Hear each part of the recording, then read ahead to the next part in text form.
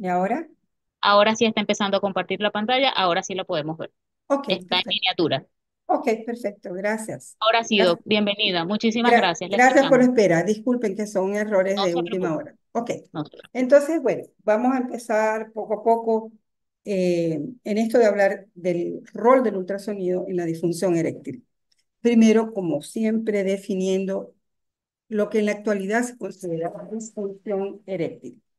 Es la incapacidad recurrente o crónica, es decir, el, el efecto de alguna vez que te pasó o que crónicamente te esté sucediendo para lograr y o mantener la erección del pene el suficiente tiempo para lograr la entera satisfacción sexual.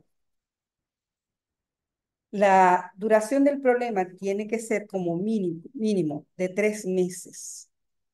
Es decir, que eventualmente el hombre tenga disfunción o no pueda llevar a cabo completo una relación sexual, no es considerado disfunción eréctil. Tiene que haber como mínimo al menos 3 meses de recurrencia para considerarse disfunción eréctil, salvo en los casos en que la disfunción eréctil sea secundaria a un trauma, es decir, inmediatamente después de un trauma pélvico o peneano directamente, o luego de una cirugía. Por ejemplo, es muy común después de una cirugía, aún en el caso de la cirugía robótica de la próstata, o sea, en las prostatectomías, en los postoperatorios, es posible que suceda disfunción eréctil. O también es considerado disfunción eréctil así no haya durado 3 meses, cuando el paciente lo vive de forma muy traumática, muy problemática. Esta definición en realidad se restringe a la capacidad de la erección del pene y no incluye los trastornos del deseo sexual, ni tampoco de la eyaculación en sí misma o de la sensación del orgasmo, puesto que se considera en la actualidad que estos son aspectos más de la sexología, más del área emocional, más del área emotiva, que desde el punto de vista urológico. Fíjense ustedes, en la actualidad se dice que 30 millones de hombres en América pueden tener estas alteraciones regularmente. Oigan, 30 millones de hombres. En Europa, una encuesta reveló en el año 2022, saliendo de la pandemia, un conocimiento alarmantemente bajo en relación a la disfunción eréctil. Es decir, en la encuesta, que fue, por cierto, propiciada o auspiciada por un organismo español, pero que se realizó en casi todos los países europeos, incluidos Noruega, Dinamarca, Francia, Italia, España, Alemania, etcétera. El desconocimiento de la disfunción eréctil era impresionantemente alto. Es decir, cuando a la persona se le empezaban a hacer las preguntas, el 70% de las personas encuestadas manifestó no saber nada en relación a la disfunción eréctil. Un punto interesante por lo que vamos a hablar después. Según datos de la eh, Asociación Europea de Urología, EAU, existe prevalencia del 52% entre los hombres de 40 a 70 años. Todo esto, por supuesto, revelado en esa encuesta multicéntrica extraordinaria, a mi forma de ver, que se hizo bajo el auspicio de la Asociación Europea de Urología, sobre todo de la ACESA, de la Asociación Española de Andrología. Incluso hay un documento que todos ustedes pueden accesar desde su Google buscando ACESA, Asociación Española de Andrología, Disfunción Eréctil. Esto fue acompañado por otras 9 sociedades científicas españolas, la de cardiología, psiquiatría, endocrinología y nutrición, medicina familiar, medicina rural y generalista, Sociedad Española de Paraplegia porque recuerden lo que les dije antes, que allí está también, o sea, interviene como uno de los factores causales los traumatismos, y esto incluye el traumatismo raquimedular, la Sociedad Española de Hipertensión y la Federación Española de Sociedades de Sexología.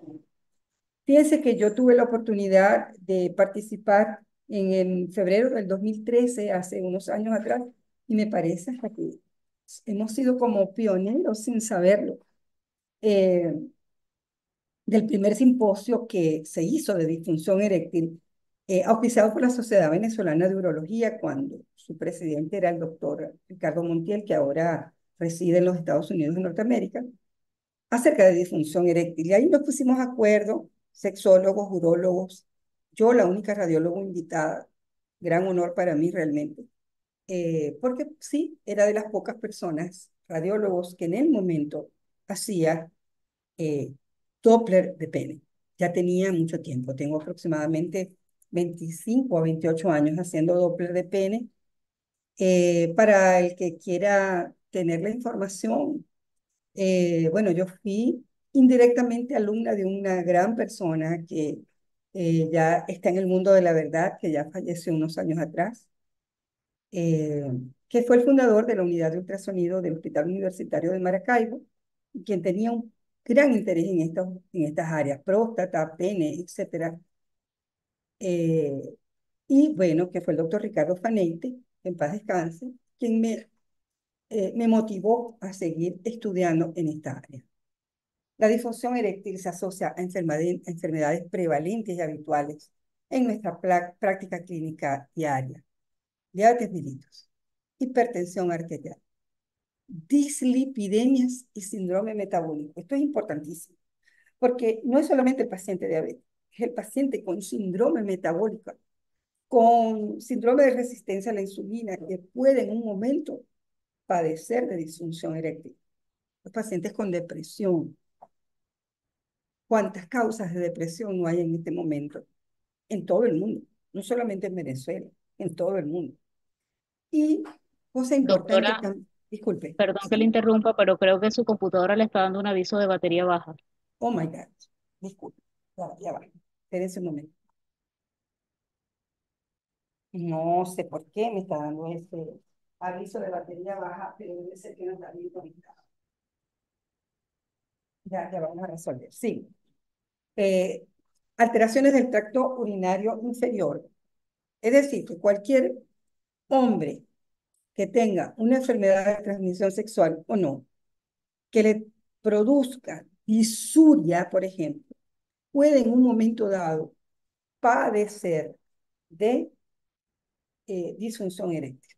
Esto realmente abre un rango grandísimo para la etiología, para conocer quién es el paciente que me puede llegar a mi consulta de ultrasonido, pidiendo que por favor evalúe su sistema arterial y venoso peneal.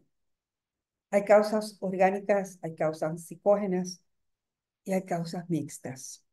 Las causas orgánicas generalmente se refieren que son las más frecuentes, por cierto, a las lesiones vasculares. Y por eso, voy a ir atrás un momentico, ¿verdad?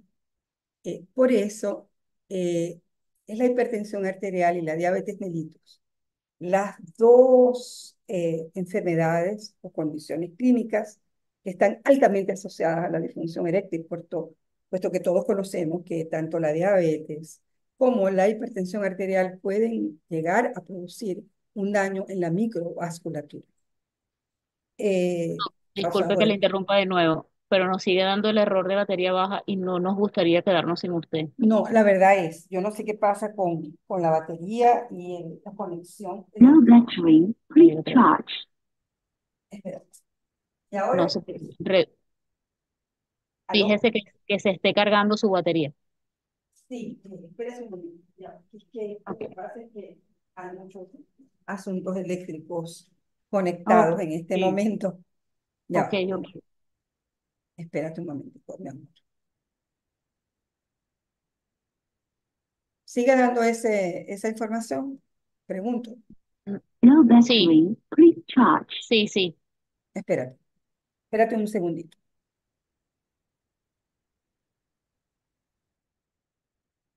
Ya, ya, ahora sí, ahora sí.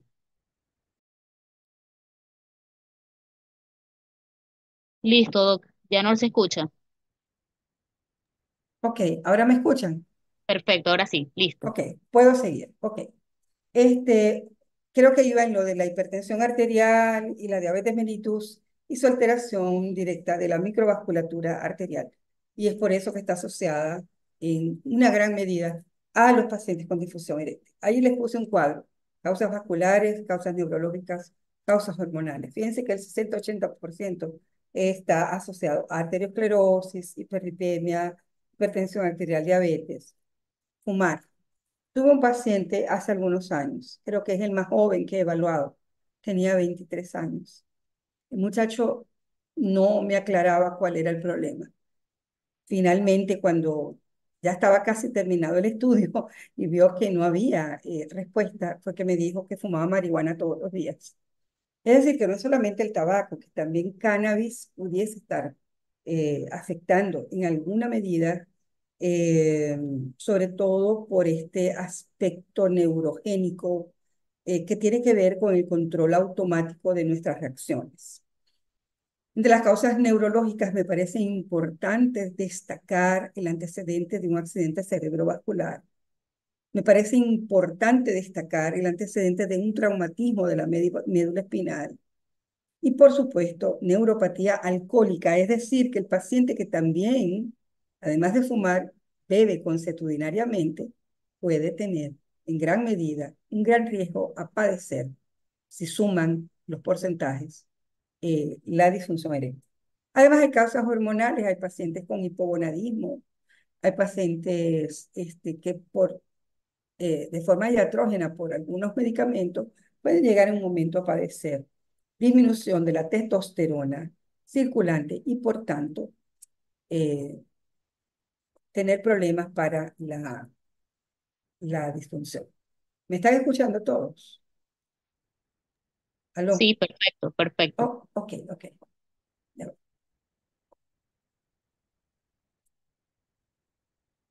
No sé qué pasa con mi computador realmente. La Ok, estamos escuchando y la estamos viendo perfecto. ok, ok, perfecto.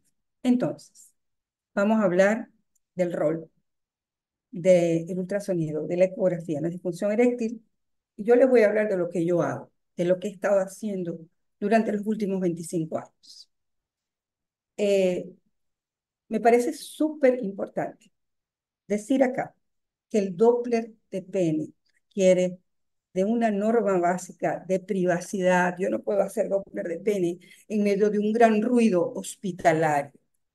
Tengo que decir, eh, en el pasado, por ejemplo, en el Hospital Universitario de Maracaibo, casi que me obligaban cuando supieron que yo hacía Doppler de pene a que yo hiciera esos estudios en el hospital.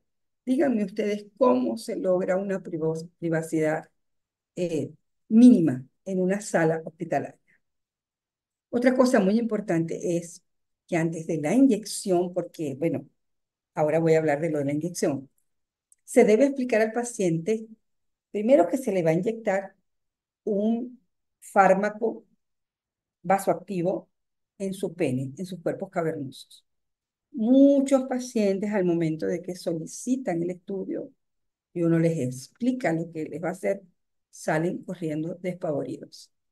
Se debe explicar al paciente entonces la posibilidad también de complicaciones derivadas de la administración de ese fármaco intracavernoso, y de las complicaciones más temidas es el priapismo. Y yo quiero hablar aquí de qué es lo que vamos a considerar como priapismo luego del estudio. Es la erección que dure mayor a 4 horas. Es decir, doctores, que cuando yo coloco la inyección intracavernosa, yo hago mi estudio que probablemente dure 30 minutos, 35 minutos en total, pero ese paciente va a seguir teniendo una erección farmacológica, o sea, cuya estimulación es farmacológica, por unas 2 a 3 horas, no debe pasar de las 4. Uno tiene que advertir al paciente de eso. También tiene que advertirlo en relación a la hipotensión, que pueden llegar a sentirse mareos, debilidad. También puede haber dolor en el sitio de la punción, depende también del componente psicógeno muchas veces. Y también puede haber hematoma, y esto por supuesto tiene que ver con la forma con la que usted administra ese medicamento. A ver, ahí tenemos a Zinc Cornery, tenemos a Bo Reynolds. Nosotros, bueno, al menos los de mi generación, todos crecimos, eh, crecimos pensando que ellos eran, vamos a decir así, que un hombre con pelo en el pecho, o hermoso, grandote, bueno, de seguro iba a funcionar excelentemente bien en relación a la erección. Pues fíjense que a veces no es así. La ansiedad generada por la eventual falla en la ejecución completa y satisfactoria del acto sexual es muchas veces la causa real de la disfunción eréctil. Es decir, que aquí se entremezcla a veces la interrelación con la pareja, cómo es la comunicación con la pareja, si es una pareja estable o no, si la disfunción sucede con una sola persona y con otra no, y allí realmente uno a veces tiene que traspasar un lindero que es hasta, eh, digamos que un poco ético, ¿no? Porque eh, es probable que en alguna ocasión yo haya sugerido, por ejemplo, y esto puede ser contradictorio, pero yo haya sugerido que el paciente pruebe a tener la relación sexual con otra persona que no sea la habitual para realmente comprobar cuál es el origen. Bien, comenzamos con la parte anatómica. Este es un dibujito del pene. Yo no soy muy buena dibujando. Pero bueno, luego de la asepsia y antisepsia, uno introduce una jeringa que, por cierto, uno prellena. No quiero hacer propaganda a ninguna casa comercial, pero es una prostaglandina, la que más frecuentemente se usa en el medio en que yo trabajo. Al principio, hace 20 años, yo tuve que usar papaverina, por ejemplo, porque no estaba esta inyección tan accesible como lo es hoy en día. Y durante la pandemia, por ejemplo, tuve que hacer estudios sin esta prostaglandina y sustituyendo la prostaglandina por tadalafilo a una dosis superior a la habitual e incluso permitir que la persona se hiciera una estimulación, el hombre se hiciera una estimulación, no en mi presencia, por supuesto, no en la presencia del médico, y yo les daba unos minutos para que yo, al entrar a la sala de examen privada, a media luz, con una música suave, con tranquilidad, pudiera evaluar qué iba a pasar en las arterias cavernosas. Las arterias cavernosas son al final ramas de la pudenda y hay una, por supuesto, principal derecha y principal izquierda, pero es importante que el médico que ejecute este estudio sepa que hay unas interconexiones entre las arterias de de un cuerpo cavernoso y las arterias del otro cuerpo cavernoso. Es decir, por ejemplo, hace unos 15 años se proponía una única inyección porque se suponía que rápidamente iba a pasar el fármaco de un lado a otro. Yo realmente propongo, y es mi propuesta, hacer la mitad de dosis en un cuerpo y la mitad de dosis en otro cuerpo. La dosis propuesta generalmente son 10 microgramos. Lastimosamente aquí en Venezuela solamente conseguimos la, la presentación de 20 microgramos de alprostadil, que es la prostaglandina que usamos. Y por tanto utilizo entonces 10 microgramos de un lado y 10 microgramos del otro lado. Eh, los cuerpos cavernosos son, por supuesto, una madeja, una malla vascular con tejido fibroso entre ellos y la túnica albuginea que recubre realmente a los cuerpos cavernosos. Recuerden que el pene tiene como función en el hombre doble, es órgano sexual y es órgano urinario al mismo tiempo, y que allí vamos a conseguir al cuerpo cavernoso, perdón, al cuerpo esponjoso, que es quien lleva la uretra peneana.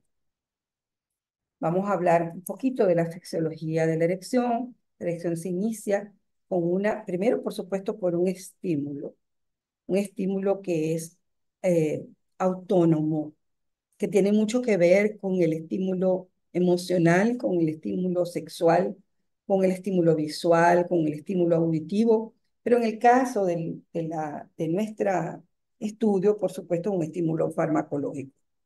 Lo que busca la prostaglandina es producir una relajación arteriolar inicial que permite que gran flujo sanguíneo vaya a las arterias cavernosas principales y secundariamente los sinusoides, esas áreas que son como unos charquitos de agua, se llenen de esa sangre.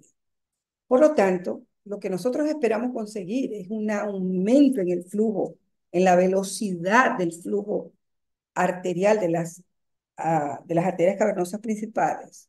Y por supuesto, la expansión, elongación y rescate de mayor cantidad de sinusoides cavernosos va a producir que al final se comprima la albuginia y las vénulas de tal forma que haya una reducción también en la salida o escape de la sangre para que realmente se dé el momentum final que es la eyaculación y desde el punto de vista, por supuesto, emocional, la sensación orgásmica. Entonces, hacer un Doppler de pene, y esto se lo copié de una doctora en las redes que me pareció excelente, le doy el crédito, ella es la doctora Díaz, que trabaja en España, y dice, hacer un Doppler de pene para cuantificar flujo sanguíneo de una erección es como realizar una prueba de esfuerzo sin erección, es como realizar una prueba de esfuerzo sin incluir un factor estresante. Y es por eso que debemos utilizar papaverina, prostaglandina, tadalafilo, lo que tengamos a mano. Si lo vamos a usar, tenemos que saber usar. En lo particular, yo utilizo prostaglandina. Eh, no tengo todavía, vamos a decir así, el aparataje completo para poder usar tadalafilo y estimulación erótica, que sería lo ideal según los sexólogos. Vamos a ver cuáles son los fenómenos vasculares, que es lo que nos interesa desde el punto de vista físico, desde el punto de vista Doppler, para la evaluación de esas arterias cavernosas y de esa respuesta fisiológica normal. Entonces, hay unos fenómenos vasculares. Primero, entendamos que de inicio es como evaluar cualquier onda arterial periférica.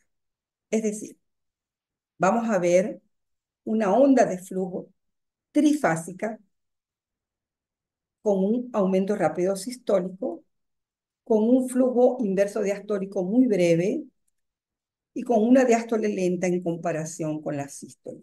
Es decir, más o menos esta, esta onda que ustedes están viendo allí, en donde nosotros tenemos un pico sistólico de rápida, eh, de rápido inicio. Puede haber un componente reverso diastólico pequeño y una onda diastólica o flujo diastólico final.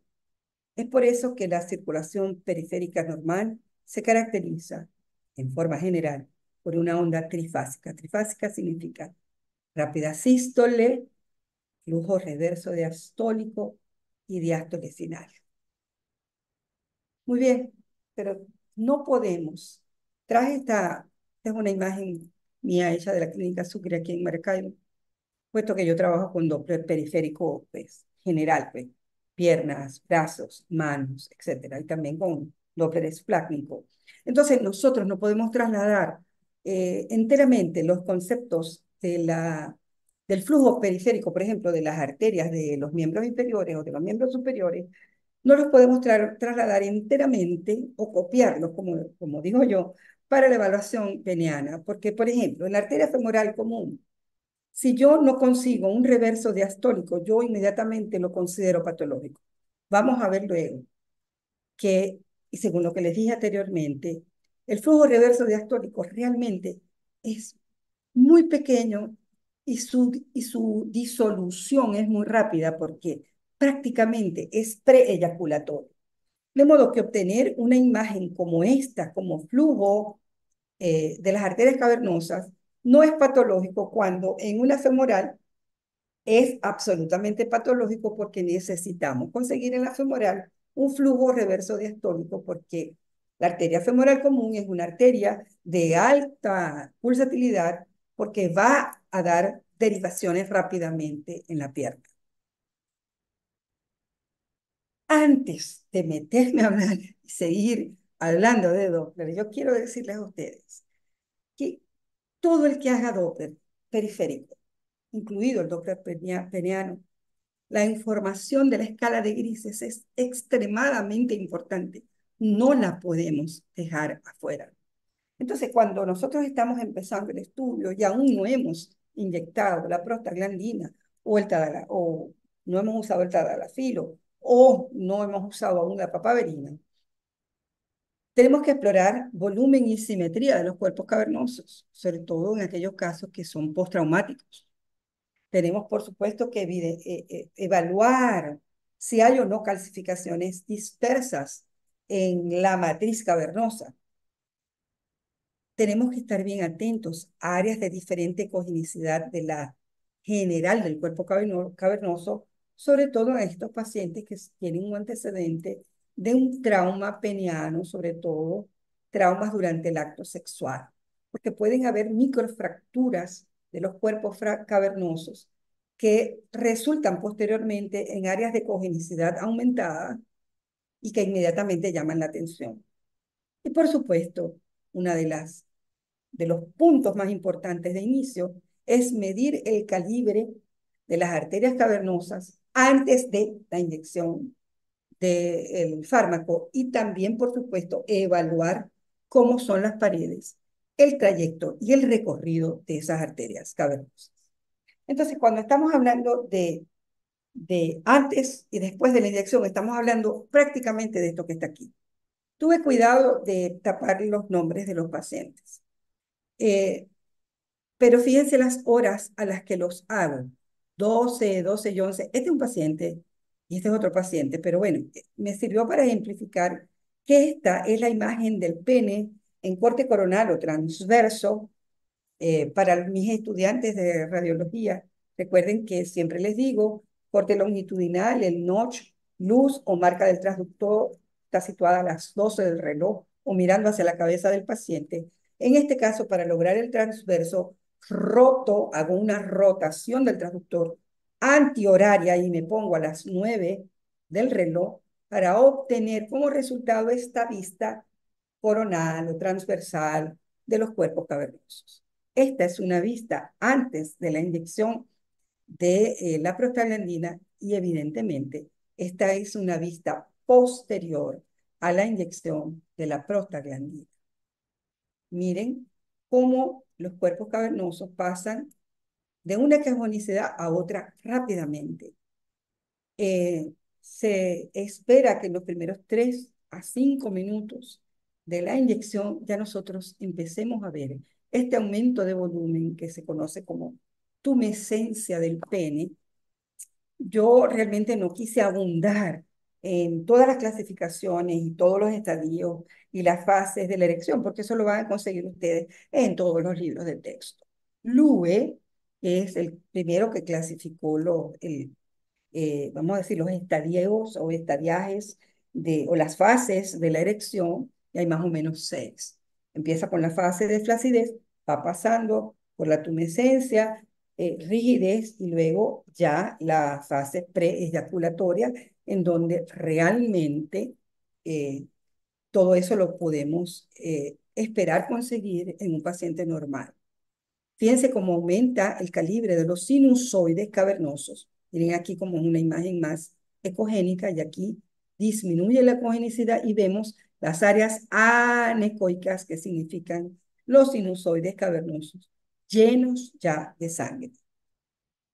Muy bien, cuando estamos explorando esta parte antes de la inyección, estamos también buscando calcificaciones, porque creo que todo el mundo ya debe conocer a la enfermedad de Peyronie como una de las causas también de alteración que puede conducir en sus fases más severas a la disfunción eréctil y nosotros tenemos que estar bien atentos en la búsqueda de calcificaciones Esto lo saqué de un artículo interesantísimo que luego les voy a poner al final, en donde, por supuesto, tenemos que tomar en cuenta lo siguiente. Hay placas que pueden estar en la región ventral, en la región dorsal o en la región lateral. Y según estén ubicadas esas placas, usted debe también preguntarle al paciente antes de inyectar. Le pregunta, señor, cuando usted tiene su erección, el miembro se desvía hacia un lado, hacia otro.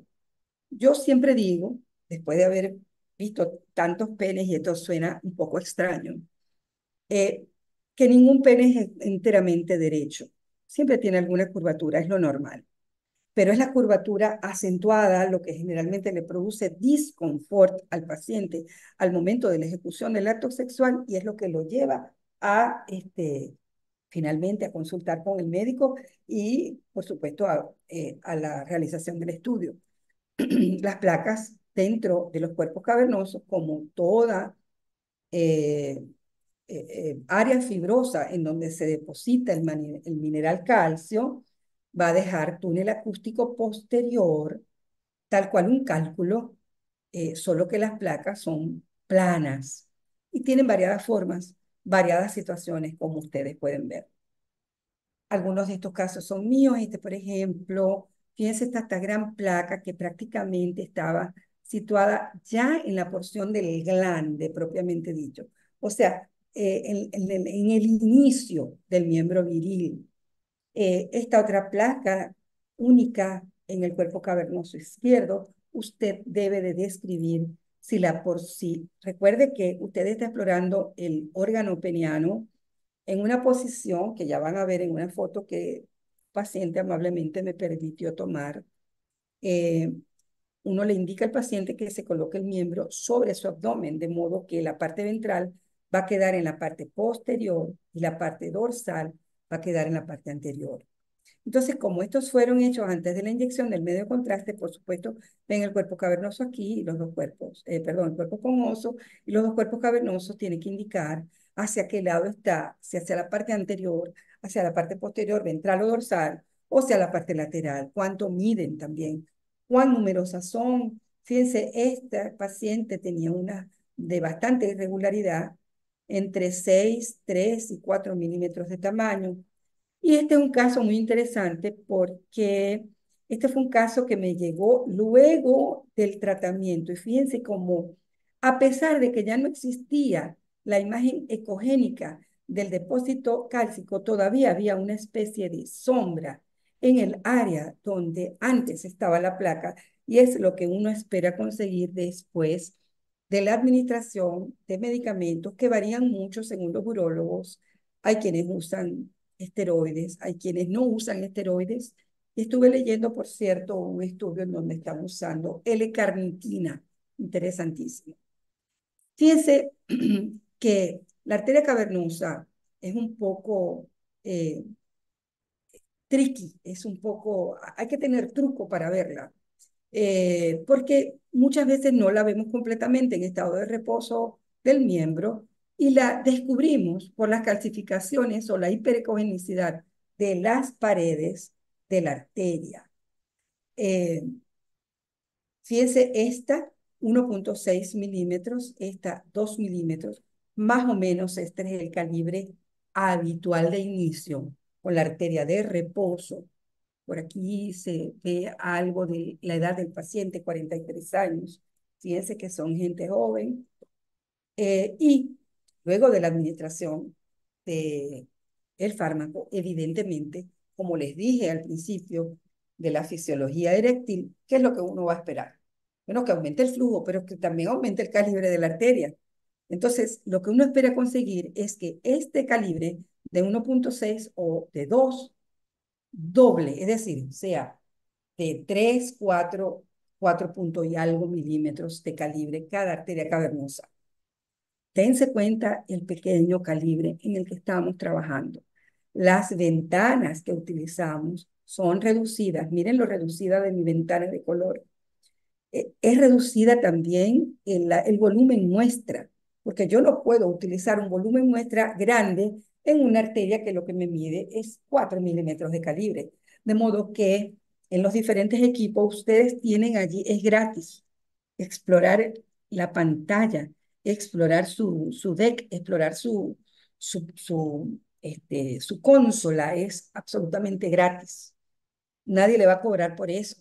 De modo que cuando uno tenga paciente, explore su equipo y vea cuán pequeña es la ventana que usted puede utilizar. La más pequeña ventana disponible es la que usted va a escoger. Mis estudios están hechos durante 25 años de trabajo con diferentes equipos. Yo en mi sala privada propia tengo un equipo que es mi caballo de batalla, que es un Sonosite, pero también trabajo en algunas ocasiones en equipos General Electric y últimamente en un equipo chino. Cuando uno está evaluando a la arteria cavernosa, también tiene que evaluar su recorrido, tanto en escala de grises, ¿verdad? Como cuando colocamos el fármaco, la inyección, y vemos el aumento del flujo y cómo se satura de color la arteria. No es lo mismo, por ejemplo, esta arteria de recorrido lineal que esta arteria en donde evidentemente su recorrido es tortuoso. Es tan tortuoso que fíjense que la saturación color cambia, se hace roja, amarilla, azul. Esto es típico de los vasos tortuosos. Muy bien, este es el paciente que me permitió que yo le tomara la fotito con su miembro lleno de gel, su manito colocada en la región prepucial para ayudarme a mí. Yo siempre les converso y les digo, tú tienes que ayudarme, el miembro es muy móvil, las arterias son muy pequeñas y yo necesito verlas. Cuando tú conversas con el paciente te va a entender, te va a colaborar y te va a ayudar. No, doctora, déjeme ponerlo así o no, lo voy a poner del otro lado. Ok. Usted coloca su transductor en la parte pues, dorsal del pene y fíjense que la idea es tomar las arterias cavernosas lo más cerca de su origen, o sea, lo más cerca del escroto posible, ¿ok? Fíjense que no siempre se logra tener una vista como para mostrar en una conferencia. Yo a propósito tomé esta que está aquí para traerla a la conferencia. Miren que es de febrero de este año, del año 2024, 21 de febrero. Miren la hora, 1 de la tarde. Los dejo de últimos a estos pacientes, para que nadie me molesta, para que nadie me esté tocando la puerta ni llamando por teléfono. Entonces, fíjense que no siempre es perfecto. Yo aquí tuve que aumentar muchísimo la ganancia Doppler para poder evidenciar, primero que todo, a la arteria en reposo. Y es muy importante esa medición del flujo arterial, del pico sistólico en reposo, porque hay reportes, hay papers escritos acerca de la relación entre el flujo en reposo y la respuesta final luego de la administración del fármaco. Fíjense que este paciente tenía un flujo de 4.3 centímetros sobre segundos, que es más o menos la velocidad normal en un paciente después de los 60, no a los 40 años. Yo quiero conseguir flujos sistólicos en reposo mayores de 10 centímetros sobre segundo para yo casi estar segura de que me voy a conseguir con una erección satisfactoria al final. Miren aquí estos datos, todos estos datos deben ser registrados para su análisis posterior. Es importante saber también que el estudio se inicia en reposo y que termina una vez que tú consigues la fase última de la erección. Fíjense que hay papers que hablan de mediciones a los 5, 10, 15, 20 minutos. Miren acá, 25 minutos. Yo a veces le doy un chance adicional al paciente para que, por favor, le demos chance también a que sus nervios se aquieten, que haya una relajación y que pueda existir un ambiente cónsono con el logro de una erección como era la que él tenía normalmente antes de tener su problema. Recuerden que esto es un test vascular. Vamos a probar, vamos a testear a la arteria cavernosa. Y no olviden, al final les voy a hablar también de la parte venosa. ¿Cuál es mi rutina técnica? Situar el volumen muestra siempre en el origen de la arteria cavernosa. Esto me lo enseñó el doctor Ricardo Fanetti. No te vayas a la punta del pene, vete a la base. Asegurarse de tomar muestras de la arteria cavernosa principal. Voy atrás un segundito, porque yo no puedo tomar el volumen muestra de estas arterias, que son ramas de la principal. Yo me tengo que poner aquí, en la arteria principal. Tengan cuidado de posicionar con precisión el ángulo de insonación, es decir, el ángulo al cual va a testearse o a probarse ese vaso, que es el ángulo Doppler de insonación. Se dice que en las arterias periféricas se usan ángulos entre 0 a 60 grados. Por ahí hay unas escuelas de Doppler que hablan de que el 0 debe ser siempre. No, no, a veces no podemos trabajar con el ángulo 0 y tenemos que aprender a utilizar esa varianza del 0 a 60 grados. Yo le puse, por cierto, estos ojitos porque quise recordar también a una de mis maestras de ultrasonido del Thomas Jefferson University en Filadelfia, en donde estuve por un tiempo reaprendiendo el ultrasonido, cosa que le agradezco realmente al Altísimo que me dio esa oportunidad. La doctora Oksana Baltarovich utilizaba unas estrellas. A mí me gusta este ojo. Me recuerda a ese ojo que debemos de tener. Epa, mosca. Esta es la rutina técnica que tienes que tener.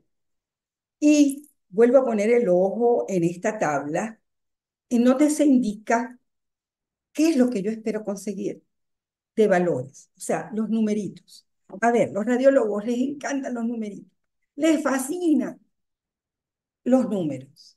Yo soy a veces un poco flexible con los números, pero bueno, tenemos que ponernos de acuerdo en el mundo entero que vamos a considerar una velocidad sistólica pico o sistólica máxima normal durante la erección. Y vamos a decir que normalmente un hombre debería tener más de 35 centímetros sobre segundos. Es decir, que de aquella velocidad sistólica máxima en reposo de 10, 12 o 4, yo tengo que luego de la administración de la prostaglandina o de mi agente o de mi fármaco conseguir que sea alrededor de los 30 a 35. Fíjense que hay un borderline, o sea, hay un cut-off entre 25 y 35, porque nunca podemos ser tan estrictos y definitivamente velocidades menores a 25 centímetros sobre segundo entre los 5 y los 10 primeros minutos del estudio son considerados anormales. Y si son menores de 23, bueno, amigos míos, estamos ante una disfunción eréctil, probablemente de origen arterial. Miren aquí los flujos finales de diástole.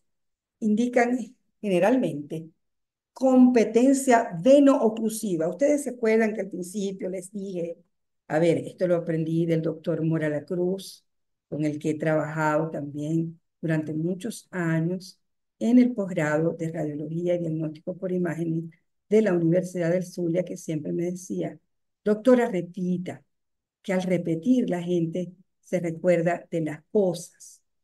Entonces, ustedes se acuerdan de que yo les dije que había un rescate en la fisiología, ahora no lo encuentro, de la parte venosa para que sean comprimidas las venas y no se permita el escape de la sangre de los cuerpos cavernosos. Pues bien, llegó el momento de decirlo. Es la velocidad diastólica final la que me habla a mí de esa competencia venosa. Estoy explorando la arteria, pero indirectamente estoy explorando la competencia venoclusiva. De modo que velocidades normales son velocidades entre 3 y 5 centímetros sobre segundos.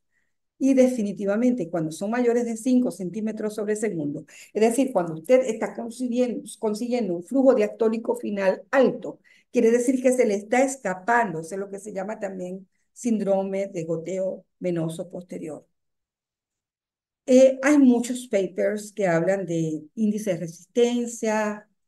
A mí también me gusta trabajar con índice de resistencia, sobre todo para ese síndrome de goteo venoso posterior, para considerarlo cuando yo tengo, por ejemplo, índices de resistencia menores a 0,75 a 0,7. Hay muchos papers que hablan sobre lo que se conoce como la velocidad, el índice de aceleración del vaso, un poquito más complicado para los que se inician en, en el estudio del Doppler y por eso no lo quise tocar en esta charla. Pero también se puede tomar en cuenta el índice de aceleración, que es el tiempo que ocurre entre el inicio, a ver, el real inicio de la sístole y el pico sistólico final. Eso uno lo mide y generalmente indica también alteraciones, ¿no? Entonces, bueno, así también como decía mi profesora Oksana, ¿verdad?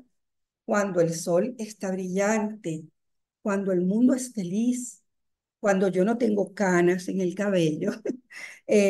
Bueno, esto es lo que yo espero conseguir en un estudio normalito, normalito, normalito. Fíjense bien, un pico sistólico de 33,70. Chévere, es mayor de 30. Bueno, la tabla me dice mayor de 35, pero oye, yo con 33 lo voy a dar como normal. Sobre todo porque fíjense, el end diastolic flow o el volumen el volumen diastólico final es de 3. Estoy feliz. Miren, el índice de resistencia es mayor de 0,75. Estoy muy feliz si yo consigo esto y le puedo decir al Señor que este patrón espectral es absolutamente normal y que su test vascular resultó normal. Su alteración no es vascular, ni de origen arterial ni de origen venoso. ¿Dónde está la alteración? Bueno, ya queda de parte del urólogo, de su médico tratante, determinar si hay una alteración psicógena o algún factor interrecurrente eh, en el paciente que no le permita el logro de su erección completa y satisfactoria. Y como digo yo, cuando el sol es más brillante aún, estoy en la playa y tengo un cóctel en la mano, bueno, esta es la felicidad total.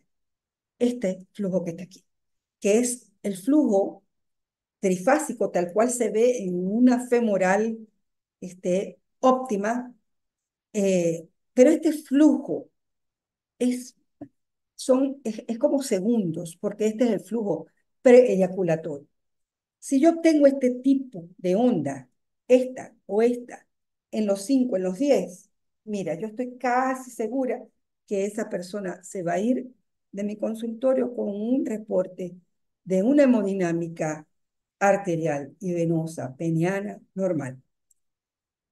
Veamos estos casos. Fíjense, son también flujos con alto pico sistólico, bien puntiagudas las sístoles, bajas diástoles, que me aseguran, por supuesto, que yo voy a obtener un buen resultado. Fíjense este paciente. Este paciente tenía una arteria de lo más bonitita, bien saturada de color, hermosa, con un calibre chévere, pero miren el resultado. Velocidad sistólica máxima 31 centímetros sobre segundo. Ya estoy en los rangos menores. Velocidad diastólica final en diastolic flow 9,2. Ya está fuera de rango. Él tiene un síndrome de goteo venoso posterior. Y como digo yo, para peor, el índice de resistencia ya está en 0,7. Este es un paciente con una disfunción eréctil. Esto que está en la pantalla en este momento lo tomé de los libros porque les voy a contar algo. Yo sé que mis estudios han sido bien solicitados porque casi todos son patológicos. Cuando yo quise buscar flujos venosos, perdón, arteriales normales dentro de la data que yo tengo de registro de imágenes, casi no conseguí porque casi todos están patológicos. Y eso es bueno porque eso quiere decir que el médico que pidió el estudio realmente dio en el clavo. El paciente tiene una disfunción eréctil producida por una alteración arterial o venosa. Y esto es verdad, si me están escuchando los urólogos, saben de lo que estoy hablando, porque el paciente con disfunción eréctil, primero los urólogos le hacen una prueba con un esquema de tadalafilo o de alguno de estos agentes para ver si el paciente mejora o no. Y si el paciente no mejora con esos esquemas, es que le solicitan el Doppler. Entonces me costó conseguir imágenes normales, pero para que no se le olvide, en la repetición está el aprendizaje, decía el doctor Morala Cruz. Mis respetos para él siempre.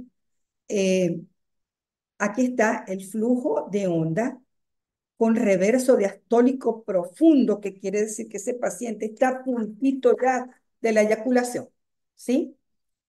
Picos de onda puntiagudos con flujos venosos consistentes, perdón, con flujos diastólicos finales consistentes con que hay un buen cierre de las compuertas venosas.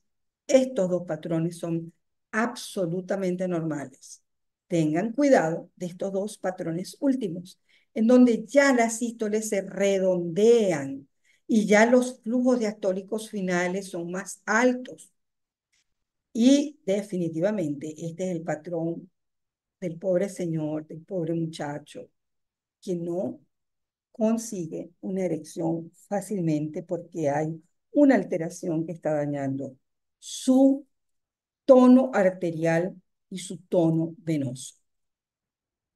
Entonces, yo al principio les dije que no solamente veo la arteria, sino que también tengo que evaluar la vena, porque evidentemente si la compuerta que debe estar cerrada es la vena, yo tengo que conseguir flujos en la vena dorsal del pene. Esto es anterior, esto es posterior. El paciente, recuerden, tiene el pipí colocado sobre su abdomen, de modo que esto es anterior y esto es posterior. Entonces por aquí es que tiene que ir la vena dorsal del pene.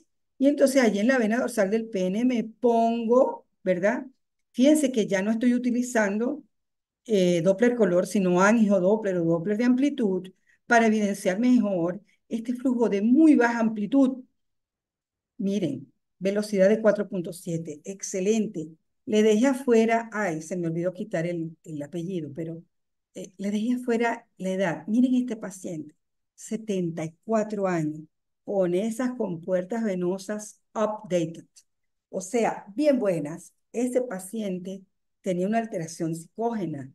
Ese paciente no tenía problemas ni arteriales ni venosos. Y miren la edad, 74 años.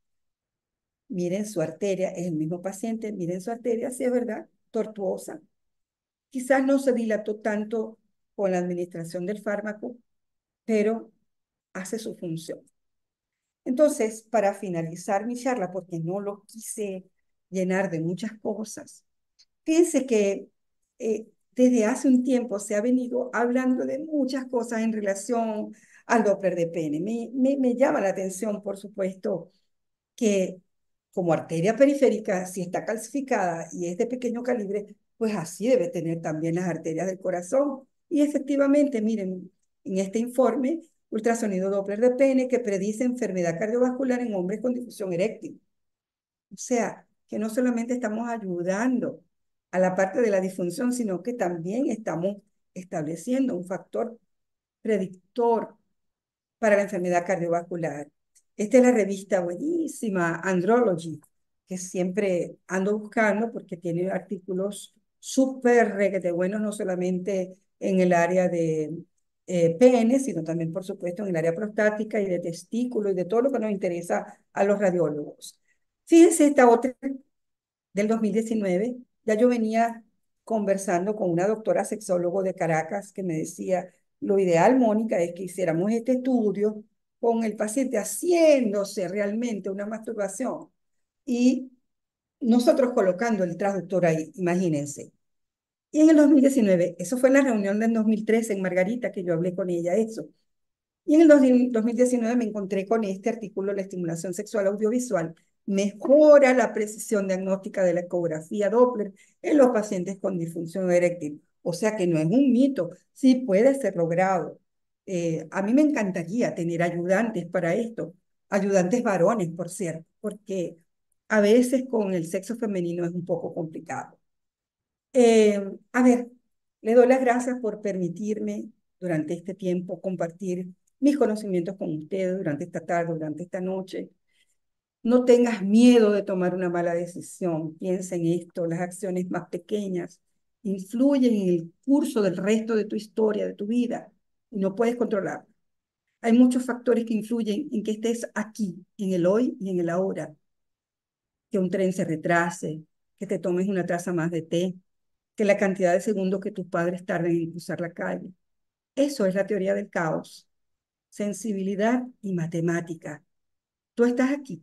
Cada elección que has hecho te ha llevado a leer, a escucharme, aquí, ahora. Mientras existe, cada movimiento y momento importa. Esas malas decisiones te llevaron a los mejores días de tu vida. Si lo vieras rebobinando hacia atrás. El cambio no llegará incluso si estás quieto. Las mariposas seguirán batiendo sus alas y provocando huracanes. Entonces toma decisiones y dilas en voz alta. Confía en tu instinto, confía en la energía. Y si dejaras de existir, el universo lo notaría, los corazones que se romperían. Así que quédate, quédate por las malas decisiones, quédate por quienes te aman. Permanece y vive. Muchísimas gracias por haberme escuchado. Muchísimas gracias a